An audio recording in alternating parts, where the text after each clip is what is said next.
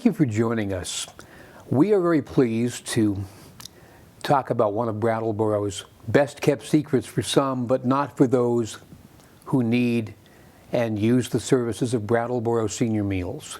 Because after all, we all are getting older, and whether we would like it or not, we need to be cognizant of our own health and our own good nutrition. So with us is two members of Brattleboro Senior Meals, the director, Chris McAvoy, and Deborah Albright, who's on the board of directors of the organization. I understand that March is a very special month for you. How come? March is the national campaign, which is put on by the American Association of Meals on Wheels, called March for Meals.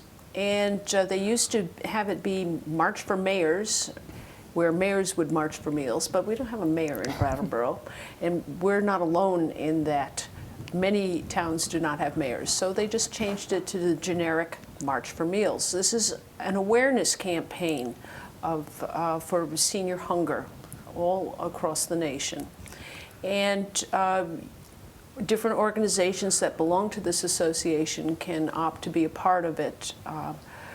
And this is our second year doing the March for Meals, and we do different activities during March to bring awareness to senior hunger and what the Meals on Wheels does to help alleviate senior hunger.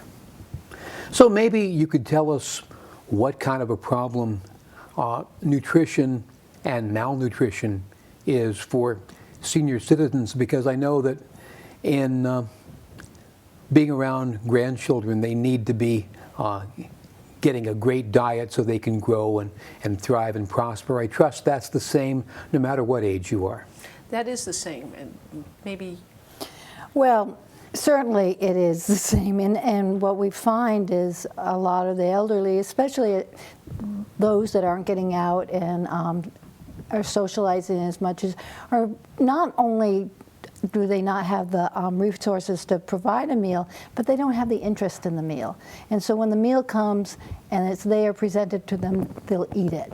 But there are many, many medical problems that do occur due to lack of good nutrition. So this provides people a chance to get that meal, and is there socialization involved either at places like the Brattleboro Senior Center or even if you are a recipient of Meals on Wheels? Right. Just recently I started being a volunteer to deliver Meals on Wheels, and I now can see by firsthand what a wonderful experience this is for the driver, because as you arrive to these people's houses, they're so eager to see you and tell you, you know, a lot of happy stories, but also they may let you know that they took a fall, they may be confused, and the drivers go back and tell Chris, yeah, I found somebody that said that she took a fall, she feels a little confused. It sounds like somebody should check in on her. And so we not only provide the meal, a little social contact, but also a check-in if they're having some problems. And I know that meals can be expensive. How do you put all this together at an affordable price? We are part, we get funding from the Older Americans Act, which was brought about in the 70s. I believe it was tacked on to a Vietnam War bill. And this funding hasn't changed much since the 70s. So we get about half of the cost of what it takes to make a meal from the federal government. There's also some funding from the state that's in that amount that we get. And this comes monthly, and it's based on the number of eligible meals that we serve. The rest of the money, we ask that people donate a small amount, and it's a reasonable amount. Over the 17 years that I've done this, we've only had 2 major price hikes, or suggested donation hikes on our meals. So the rest of the money has to come from fundraising. and from grants. And that's where the board comes in. Right now, the work that we're doing through the March for Meals, we'll be able to turn that into some grants, hopefully. And we will be able to make a little more money so that we can keep the program running. And certainly you have the advantage of being in the Brattleboro Senior Center, and that's a site that a lot of people who run programs similar to yours would love to have. It is. It's right downtown. It's very convenient. People come in from off of Main Street. There is a parking lot out back. It's where we send our Meals on Wheels out from also. So it's a good site. It makes us a lot more visible than if we were tucked away in North Brattleboro or in West Brattleboro. Or So how many people locally either come in and have a sit-down meal at the Senior Center or receive Meals on Wheels within your sphere of influence? Daily, we have anywhere between 20 and 40 people come for lunch. Certain lunches are a little more popular than others. Certain days of the week are a little more popular than others. And it also depends on what else is going on in town. If it's snowing like there's no tomorrow, then we may be lucky if we get 5 people for lunch. But we are open 5 days a week for lunch. Even on the days that it snows, sometimes we don't have what's on our menu, but we are there, and the cook may have a soup for me to heat up, or we may have sandwiches, that kind of thing. So yeah, being downtown is a great place for us to be. Now, what did you say? How many meals do go out a day for Meals on Wheels? Is that about? We have, right now we're up pretty high. We haven't been this high in a while. We're about 85 meals go out daily. And that doesn't include the frozen meals that we send for the weekends. It also does not include the meals that we send out to Vernon. So it's probably, I would say we have about 125 people on our census list right now. But they don't get meals every single day. Some people get them more days than others. As far as coming in, like I said, between 20 and 40 daily. We also do a breakfast in the mornings, and that is between usually 6 and 30. Once a month we do the Citizens Awareness Breakfast, and that is something that brings in more people. We have a speaker along with breakfast. So we see a lot of people, and when I look through my files from over the years, I notice that I probably have seen hundreds of thousands of people over the years that I've worked there. I'm not surprised. I mean, this sounds like it's a very well put together meal at an affordable price, and people really appreciate it. It is. Most people are very pleased that we are doing this. And particularly, I find with the Meals on Wheels clients, most of them are very appreciative. Thank you so much. I wouldn't have gotten a good meal if it hadn't been for your program. And that's kind of what keeps us doing it, I think. It's nice to hear that every once in a while. So it's important for people in that we bring them nutrition, but it's a lot more than just nutrition. It's a place to socialize. It's a place that people can get help if they need it. So it's an important program. And it sounds as though you have enough people on board either delivering meals or at the Senior Center site who might notice something if there's something going wrong with anybody. Yes. And with this particular population, there's a lot of things that we watch for. Particularly when we're delivering the isolation, sometimes with people, and sometimes they just need to have someone to talk to. At the center, we watch for signs of things like dehydration and confusion, and there's people there. I mean, it's good to be around people. It helps. It's healthy to be around people. It really is, and just that contact itself might take the place of someone's going to work for 8 hours a day and then doing all their normal errands. I mean, this is their social contact. Mm-hmm. Mm-hmm. There's lots of activities at the center too. Jessie Cudworth, who's in charge of the activities, does a magnificent job with having a variety of activities for people that pander to a variety of interests. So, with all of this going on, you still need to raise money. What do you have going for fundraising to make all this affordable for people? Well, funny you should ask. We have, coming up this month, we have a collaboration that we're doing with the Windham Orchestra. The Senior Meals is supplying a lunch while the Windham Orchestra is supplying a concert. And this happens on Thursday, March 26th, and the concert will start at 12:30. So it will be a fundraiser for the senior meals. Now, am I correct in saying that you and several others involved with senior meals are members of the orchestra? Oh, yes. Ah, so what instrument? I play viola. Well, that takes a particular talent in itself, and sounds like between the music and the meals, you do a lot of time giving back.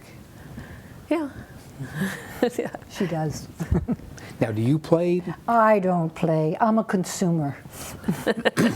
And that is just as Yes, fine, because I yes. trust that there'll be an opportunity to purchase tickets, and I take it they would need to call the Brattleboro Music Center to do that? There's two ways you can do it.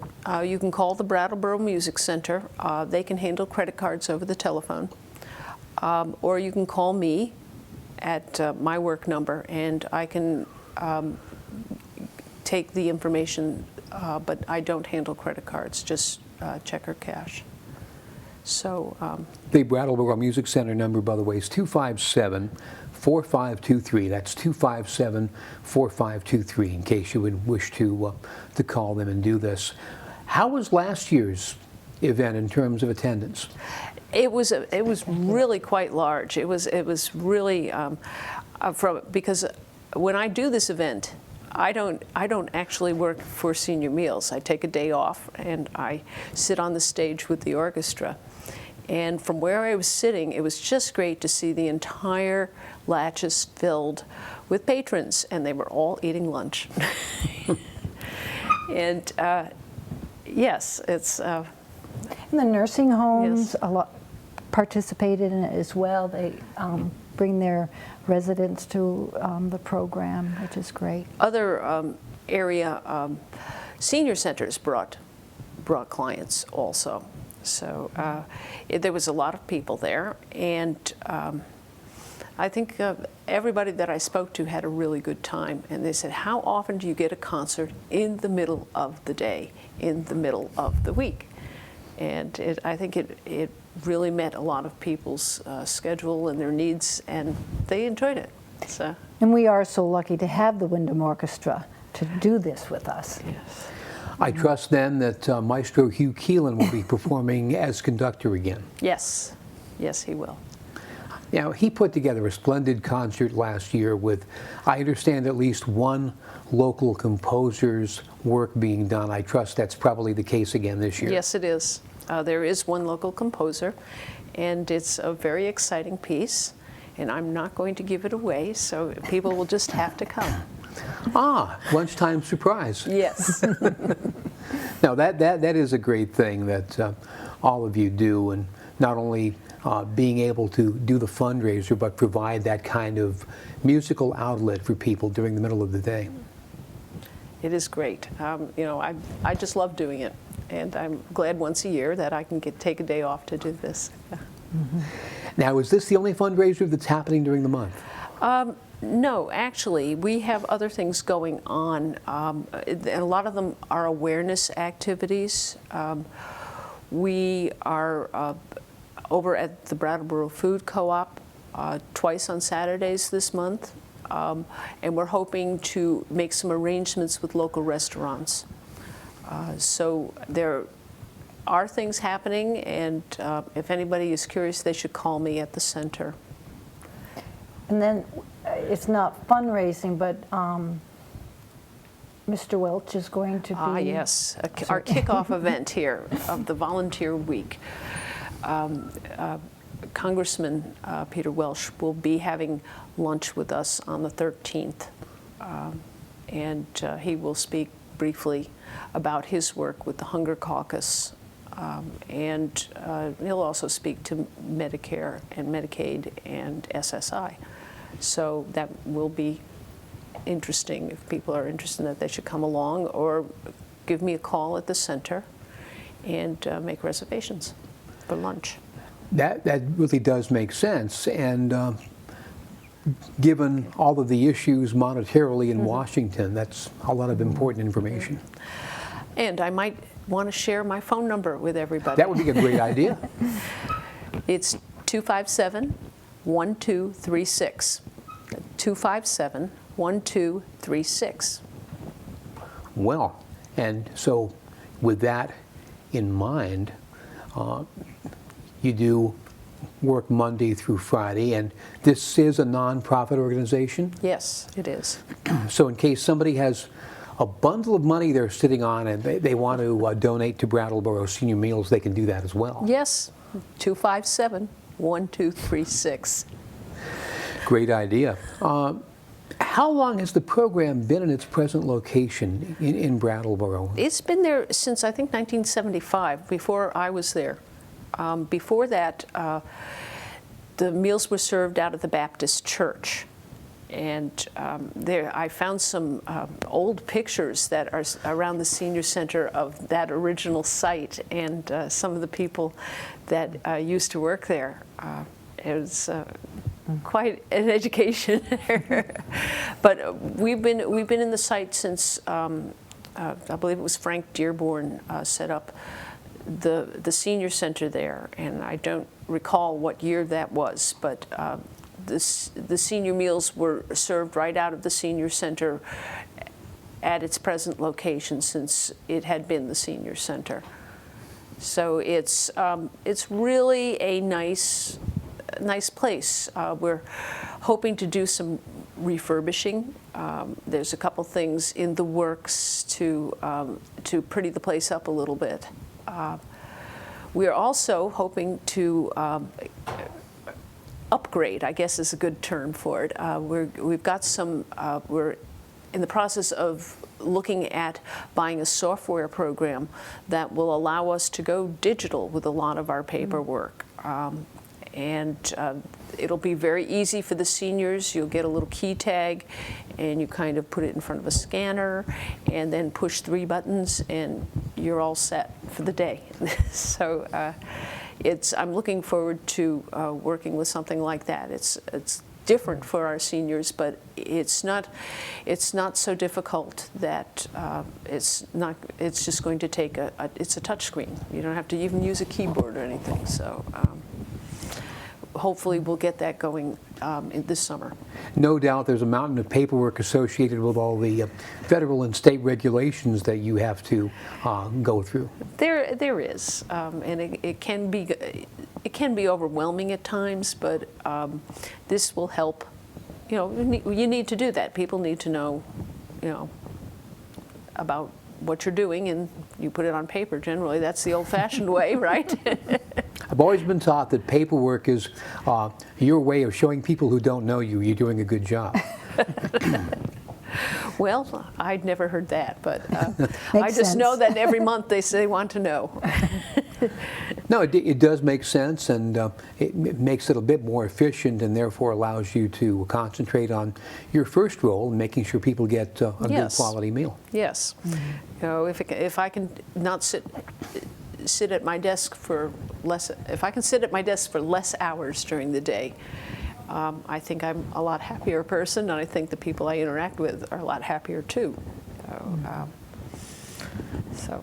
No, sounds like a good idea. And given everything that we're facing, the more you can get a good bang for your buck, the better off you are. And give me an example of what kind of a meal might be served for a noontime meal. For a noontime meal. Well, today we had shepherd's pie with mixed vegetables and beets. Yes, raspberry beets with a tropical fruit for dessert. Tomorrow we have barbecue chicken with Brussels sprouts and potatoes. Now, I know people from the younger generation may not be interested in this, but do you serve liver? Oh, we do. Usually every other month there's a liver day. And surprisingly enough, this population really loves liver. Well, that's what a lot of people my age and up grew up with. And it does make sense. I've even had to scour the area restaurants to find one with it on their menu. And there are people that will come just for liver day. You know, we do a lot of different things. Right now we're still in our winter menu, so we get some casseroles like lasagna, barbecue chicken, mostly hot meals now. Toward the end of the month, we have a salad bar coming up. So we'll get some fresh greens and some fresh fruit at that point, which after such a long winter, it's very refreshing to have something like a nice fresh salad. And I have to ask, how much of this is locally sourced? Some of it, not a large amount. We have to buy in quantity since we do about 200 meals a day. So our menu is set up a month in advance, and we can guess about what's going to be fresh at any particular time during the month and how much of it will be available. But generally, we keep the same menu. Occasionally, we have issues with deliveries or other issues that we have to make a menu change. But it's set up a month in advance, so we're working on April right now. And when April gets done, probably in a week, anybody can call me up and ask me what we'll have on April Fool's Day. So some important information to pass on. If people would like tickets for the Windham Orchestra concert coming up later this month, when is that, and where can they find tickets? Tickets for the 26th event, the Thursday event, can be found at the Senior Center with me. There are different types of tickets. There's senior tickets, general admission tickets, and there's tickets without lunch. And those all can be found with me. Or they can be found at the Music Center. And the Brattleboro Music Center number 257-4523. Again, that's 257-4523. And in case people have any other questions about Brattleboro senior meals, they can contact you as well. Yes, at 257-1236. 257-1236. I always have a problem getting a pen in time when somebody starts to write down a number, so I always repeat it. Really appreciate the opportunity to learn about Brattleboro senior meals, so thank you both for stopping by. Again, Brattleboro senior meals is a really important part of our community, and we would hope that you have the opportunity to lend them your support, because at some point you will be spending your time at the Senior Center, whether in Brattleboro or elsewhere, having your meal 5 days a week. And so be ready and help them continue to do a great job. Thank you for watching. We're pleased to have with us Maestro Hugh Keelan from the Windham Orchestra. And I know that last year's concert was very, very well received. What's the rundown this year? Oh my gosh, so what we're going to do is, it's a lunchtime concert, and so there'll be a lunch, right? Isn't this wonderful? Course. And there's a concert. That's what we call it, a lunchtime concert. And it's like a combination of both those elements and more than. So there's something formal, there's something informal, there's something freewheeling, there's something tightly organized that's going on. And the highlights, well, they're all highlights, aren't they really, Tim? But a highlight is the Russian Easter Festival overture of Rimsky-Korsakov. And it's just so easy to imagine those wonderful Russian cathedral domes, Easter celebrations lasting a whole night, just an intensity of feeling and a really visceral passion being expressed. And an incredible sense of freedom too. So there's this slow chanting from the brass that kind of overtakes some very fast movements, and there are these wonderful meditative sounds from the flute, from the solo of violin, from the harp. It's just a festival of colors. It's a perfect thing for springtime.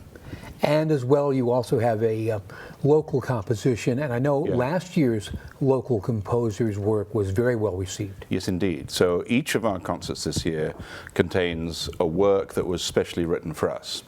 And our composer for this particular month is Eitan Nasreddin Longo. And he lives in Newfane. He's had a training in Chicago, a very significant training at the University of Chicago. He teaches at Marlborough. He has a whole host of activities. And he's written a piece for us which is basically a self-portrait, and so it's kind of wonderful. We were playing a game just before the show of what movie star would you be, so we could even play that game with Eitan's piece, right? So what is it? It's like find the clues about what's this man about using the music that he's written. So there you have it. And of course, just to remind people, the Windham Orchestra performs a number of concerts around the region every year, and they should call the Brattleboro Music Center at 257-4523 to find out your performance schedule. That's perfect. Thank you. Yes, exactly so. Yeah. You're very welcome. Thank you, Tim.